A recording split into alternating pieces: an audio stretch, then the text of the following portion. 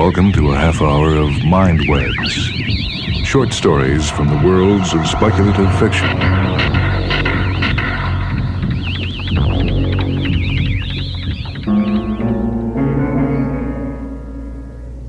The first story on MINDWEBS tonight originally appeared in 1951. It's The Weapon by Frederick Brown, and among the places it appears is in Science Fiction for People Who Hate Science Fiction, a volume edited by Terry Carr.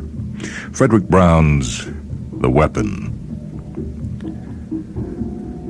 The room was quiet in the dimness of early evening. Dr. James Graham, key scientist of a very important project, sat in his favorite chair thinking. It was so still that he could hear the turning of pages in the next room as his son leafed through a picture book. Often Graham did his best work, his most creative thinking under these circumstances, sitting alone in an unlighted room in his own apartment after the day's regular work. But tonight his mind would not work constructively. Mostly he thought about his mentally arrested son, his only son, in the next room. The thoughts were loving thoughts, not the bitter anguish he had felt years ago when he had first learned of the boy's condition. The boy was happy. Wasn't that the main thing? And to how many men is given a child who will always be a child, who would not grow up to leave him? Certainly that was a rationalization, but what's wrong with rationalization when the doorbell rang? Graham rose and turned on lights in the almost dark room before he went through the hallway to the door. He was not annoyed. Tonight, at this moment, almost any interruption to his thoughts was welcome. He opened the door. A stranger stood there. He said, "Dr. Graham, my name is Niemand. I'd like to talk to you. May I come in for a moment?" Graham looked at him. He was a small man, nondescript, obviously harmless, possibly a reporter or an insurance agent. But it didn't matter what he was. Graham found himself saying, "Of course, come in, Mr. Niemand." A few minutes of conversation, he justified himself by thinking, might divert his thoughts and clear his mind. "Sit down," he said in the living room. "Care for a drink?" No, thank you." He sat in the chair, Graham on the sofa. The small man interlocked his fingers. He leaned forward and said, "Dr. Graham, you are the man whose scientific work is more likely than that of any other man to end the human race's chance for survival."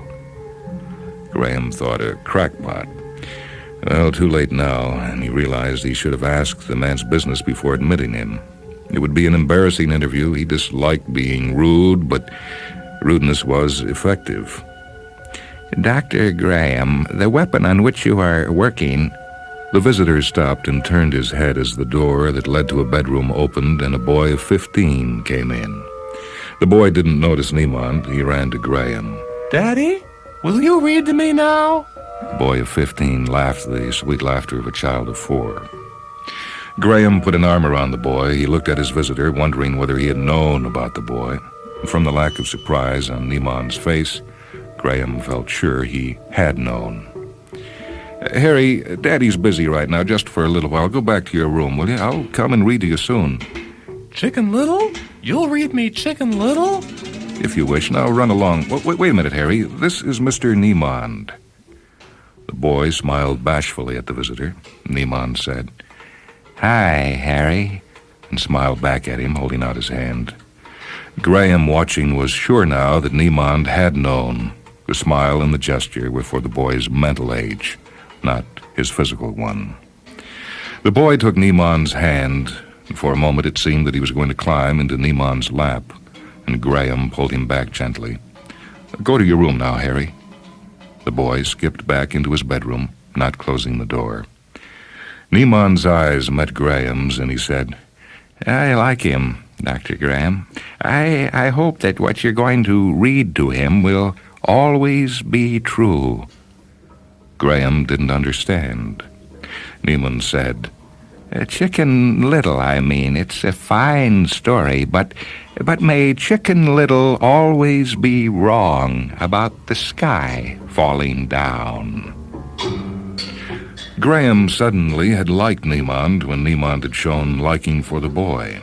Now he remembered that he must close the interview quickly. He rose in dismissal. Well, I fear you're wasting your time and mind, Mr. Niemand. I know all the arguments, everything you can say I've heard 1,000 times. Possibly there's truth in what you believe, but it does not concern me. I'm a scientist, and only a scientist. I know it is public knowledge that I am working on a weapon, a rather ultimate one. But you see, for me, personally, that is only a byproduct of the fact that I am advancing science. I've thought it through, and I have found that that is my only concern. But, Dr. Graham, is humanity ready for an ultimate weapon? Well, I've told you my point of view, Mr. Niemand. Niemand rose slowly from the chair. Very well. If you do not choose to discuss it, I'll say no more. He passed a hand over his forehead. I'll leave, Dr. Graham, although I wonder, might I change my mind about the drink you offered me? Graham's irritation faded. Certainly. Will whiskey and water do? Admirably.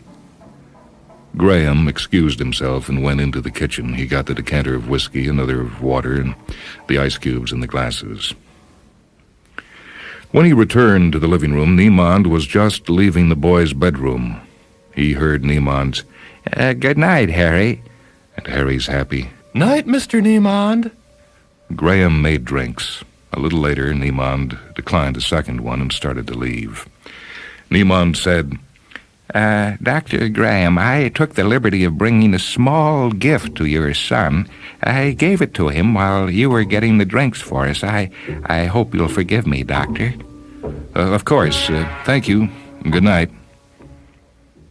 Graham closed the door. He walked through the living room into Harry's room. He said, All right, Harry, now I'll read to...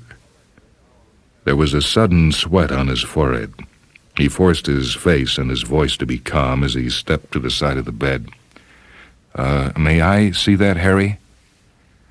When he had it safely, his hands shook as he examined it. He thought, only a madman would give a loaded revolver to an idiot.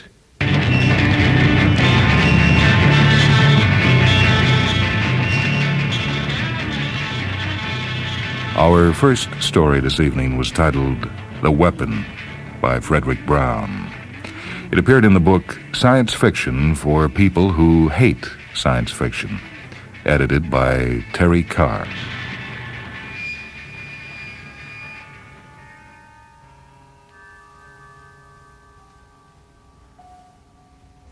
The second story on MindWebs this evening comes from the book A Wilderness of Stars, edited by William F. Nolan. The story is by Charles E. Fritch and is called The Castaway. He didn't know how long he'd been here. In this world of eternal day, there was no way of telling the passage of time. The spaceship's chronometer was dead, as the spaceship itself was dead, as someday he would be dead. The rocket had crashed on this oxygen planet, breathed its last mechanical sigh, and died. Jordan, that was his name, that much he knew. He'd forgotten a great many things during the long years, but those things didn't matter. Jordan was his name, and he clung to the identity with the grasp of a dying man. A dying man, he thought. How long? How long?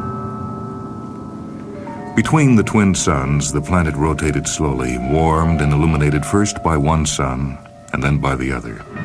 There was no need for clothing, for the air was warm, and besides, all his clothing had crumbled into dust long ago.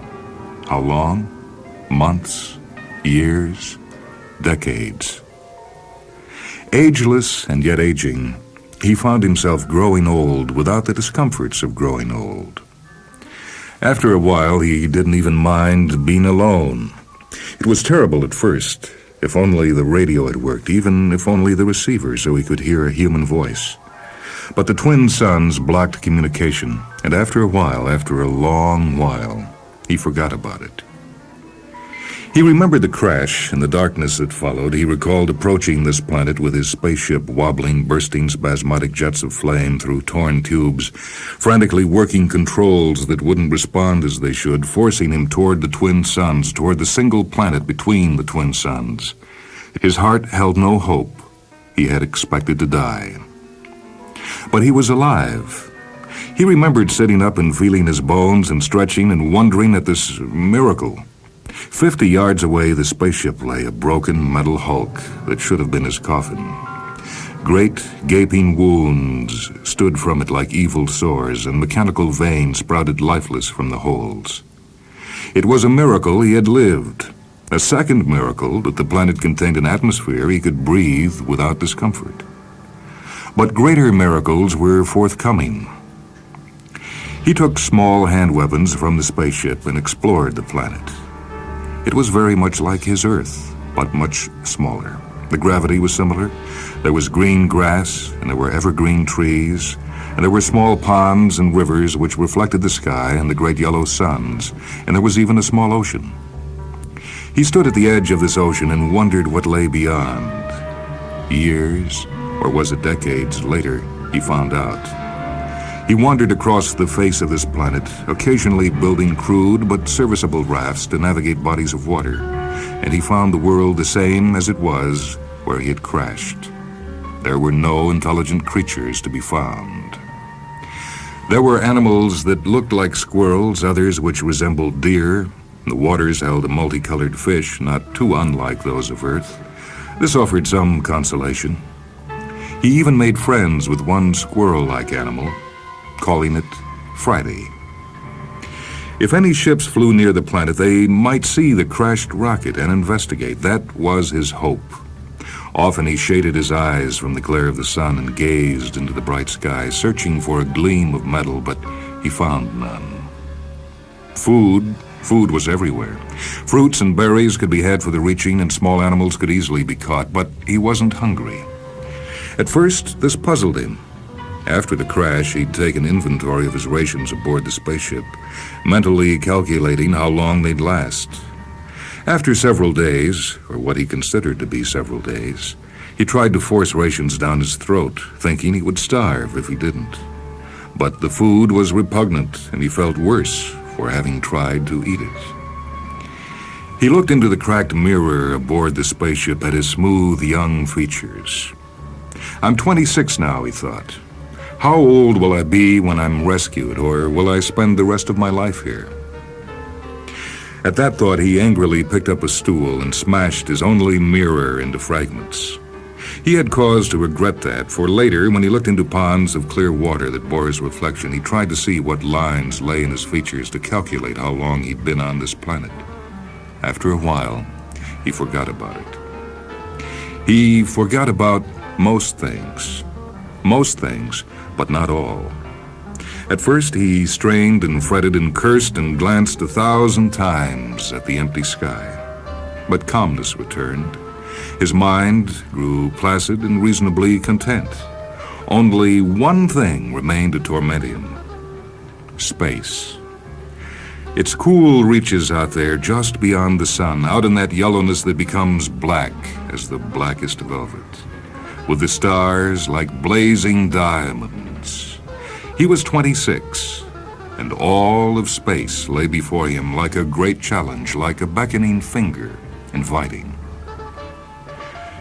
No one could ever know what it meant to me, he told Friday. It was an obsession. I remember when I was in my teens, the way I used to stand and stare at the stars. Why, I'd spend the whole night just standing there and watching the stars whirling about the heavens, looking at the universe as though it was a great celestial circus. I'd say to myself, Freddie, I'd say, someday I'm going out there and take apart some of those flaming pinwheels and see what they're made of. I'll go farther than anyone has ever gone before, and then farther than that. I'll discover suns and worlds no one has ever known existed.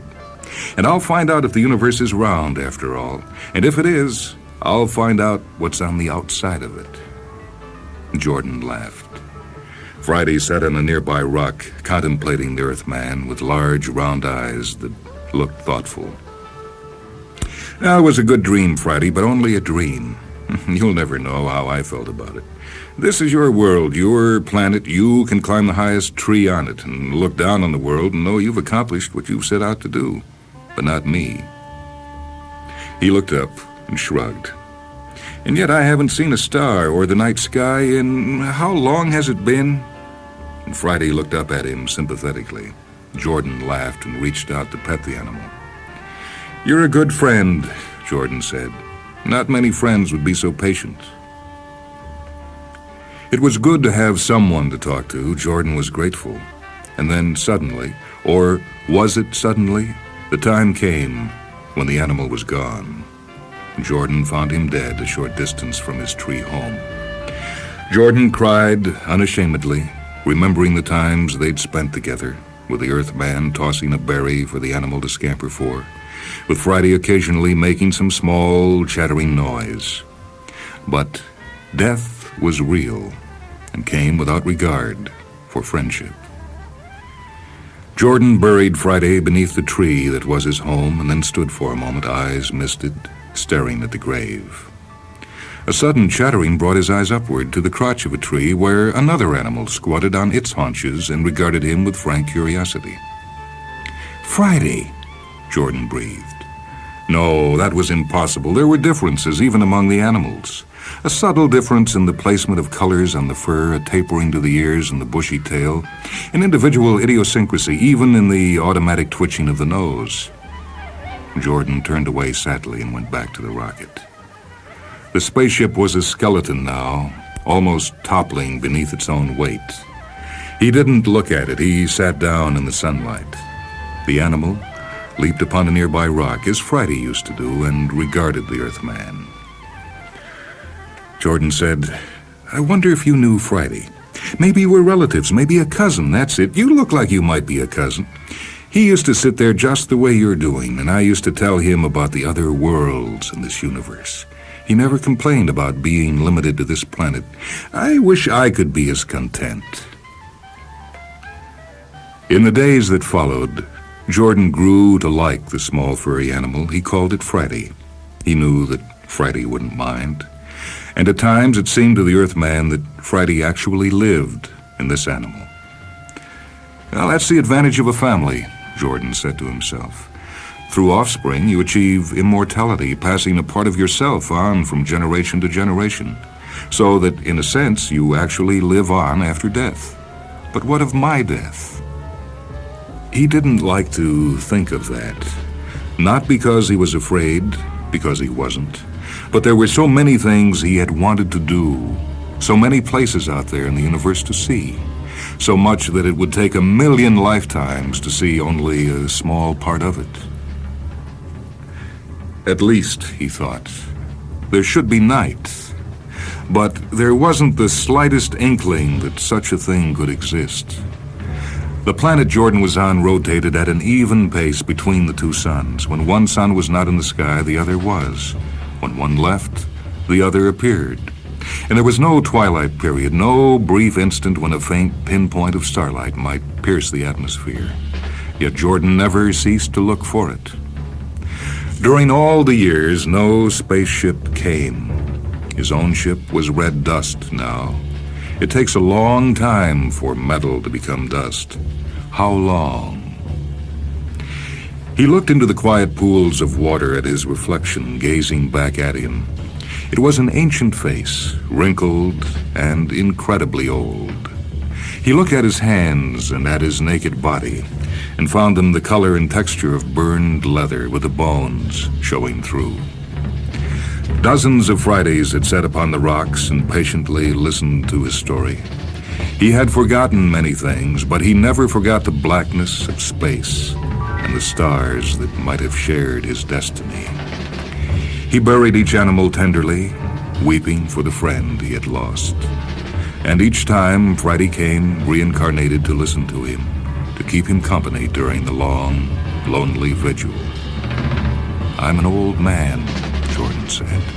"An old, old man."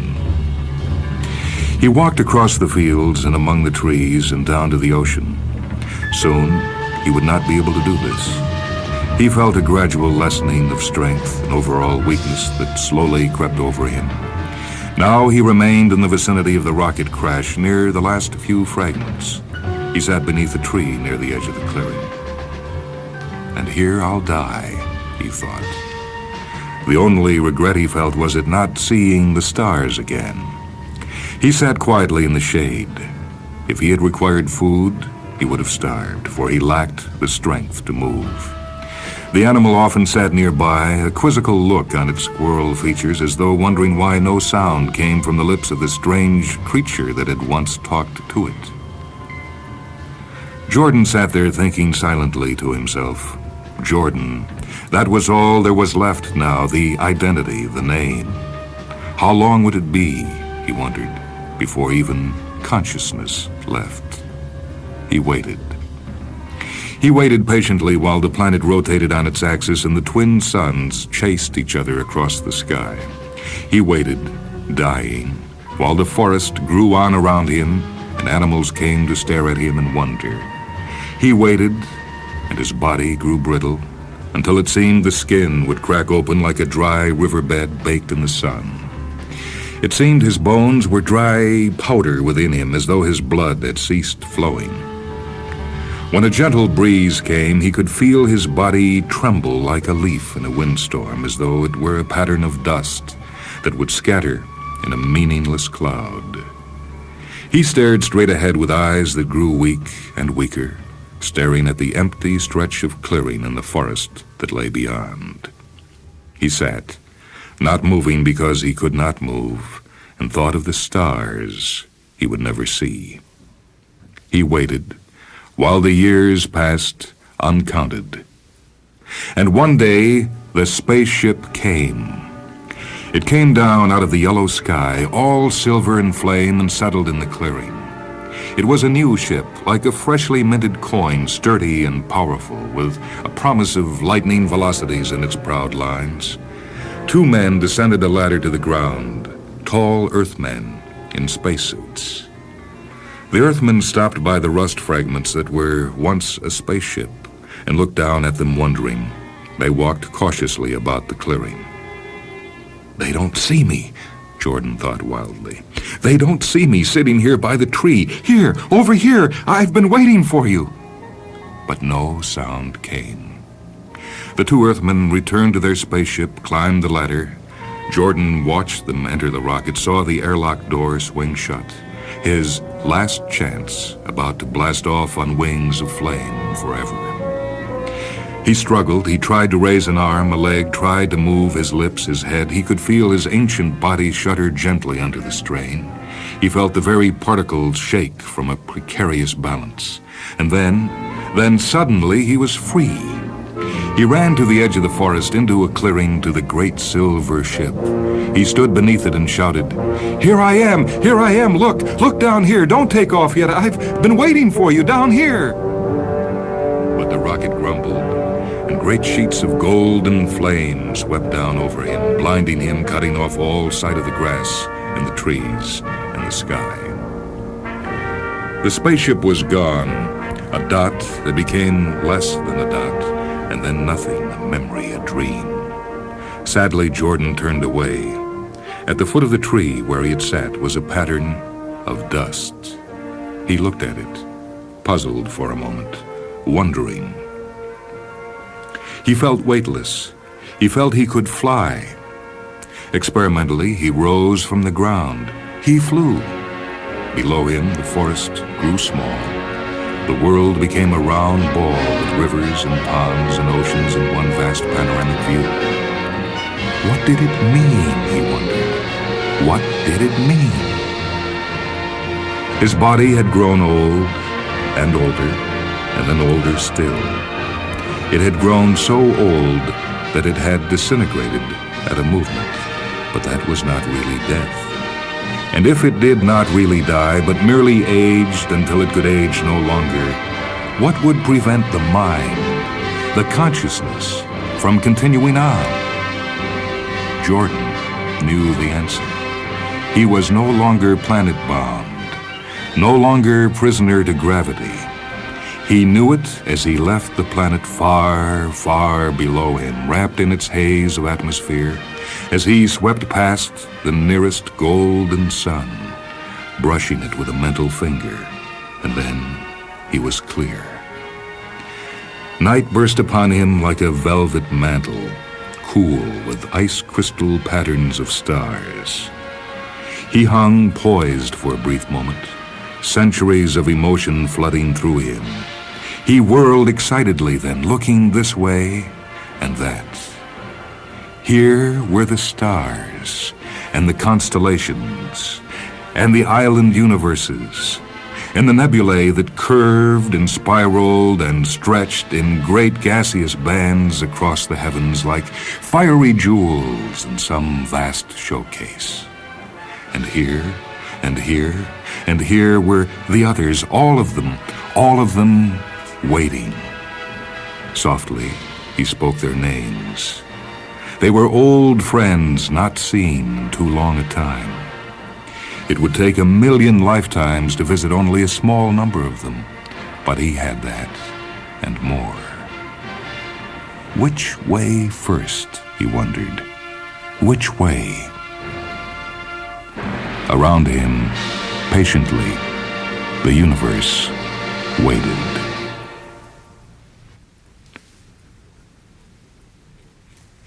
The second story this evening was called The Castaway, written by Charles E. Fritch. It appeared in the book edited by William F. Nolan, A Wilderness of Stars. This is Michael Hanson speaking. Production engineer for MINDWEBS is Steve Gordon. MINDWEBS is a production of WHA Radio in Madison, a service of University of Wisconsin Extension.